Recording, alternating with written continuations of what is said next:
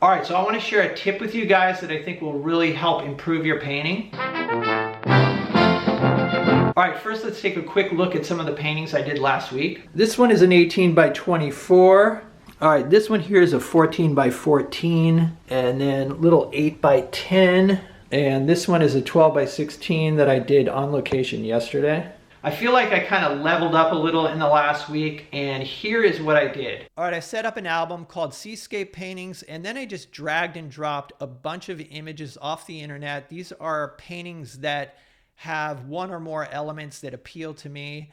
It could be the overall composition, but it might be the color. It could be the way the rocks were handled or the way the waves were handled.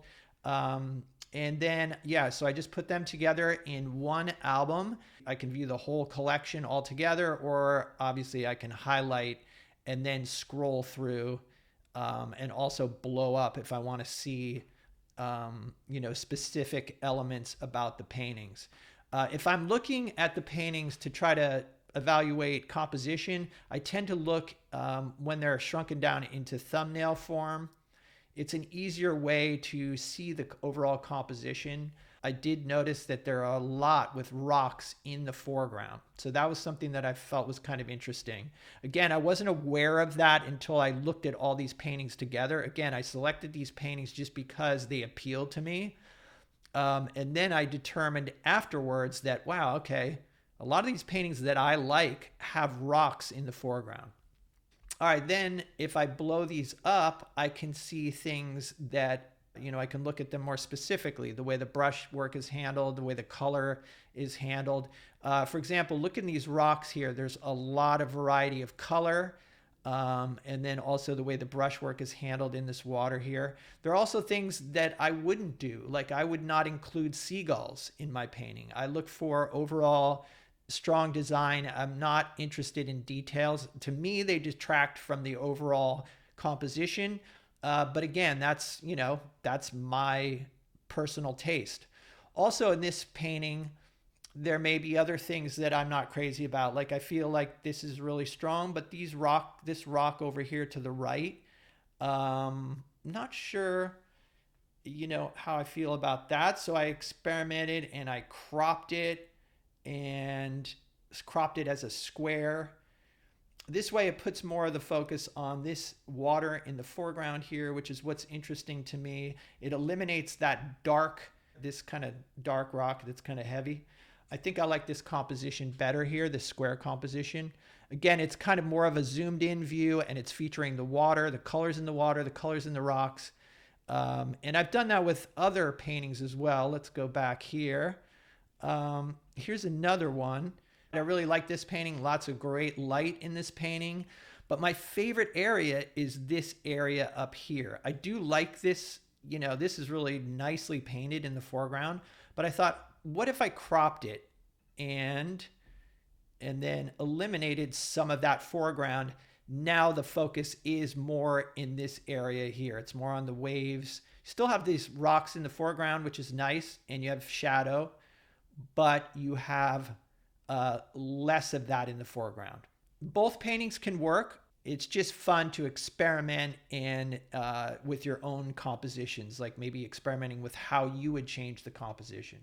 Here's another one. There are certain things I like in this painting. For example, I like the way this foreground is painted here. This is really nice with this rock and these really nice, strong directional brush strokes in the foreground. But these waves are, all these hard edges along the waves here. This doesn't work for me.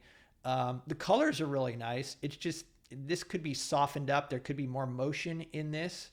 Another conclusion I've come to is I'm not crazy about it when the rocks run off of the top of the painting. It's nice to have the cliffs kind of cut off and you can see sky all the way along the top. Again, more seagulls would not do that. But there are things in this painting I really do like. I really love this foreground. I think it's really nice. All right, so another thing you can do, let's shrink this down.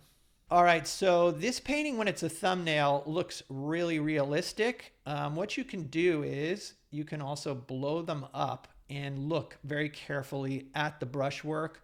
if I blow it up like this, I can see how this thing was put together. And it's really interesting. This is like, say, the view if you were standing right at your easel, and then shrink it down. And this is like the view if you were to walk back, like, say, 6 to 8 feet. Okay, so just going back and forth between those two views, I think is really helpful because it gives you an idea of what you're looking for while you're painting the painting. You know, if you're going at your painting and you're trying to paint it like this, you need to know that when you're standing up close to it, it's going to look like this. The next step, what I do is I take a bunch of photographs myself and I put them down below in the same album, and I try to crop them in a way that allows for consistency. So in other words, I can say, all right, well, this one here, this composition looks like it fits in with the rest of these compositions. When I look at these that I've composed and I look at the paintings that appealed to me that I dragged and dropped off the internet, there's a certain consistency there. I'm more focused on individual images that appeal to me as opposed to artists that appeal to me. There have been times in the past where I may find a painting that I like and I'll go look at the rest of that artist's work and I don't really find anything else that I connect with. Another thing is, when I was a beginner, I would make albums of specific painters that were favorites of mine. That could be a good thing to do. But I found that at a certain point, it was kind of influencing the way I painted. It was kind of becoming too big of an influence. And I wanted to kind of find my own vision, my own way of painting. So I much prefer just taking bits and pieces from various different artists, things that I think work, and then making something that's my own out of it.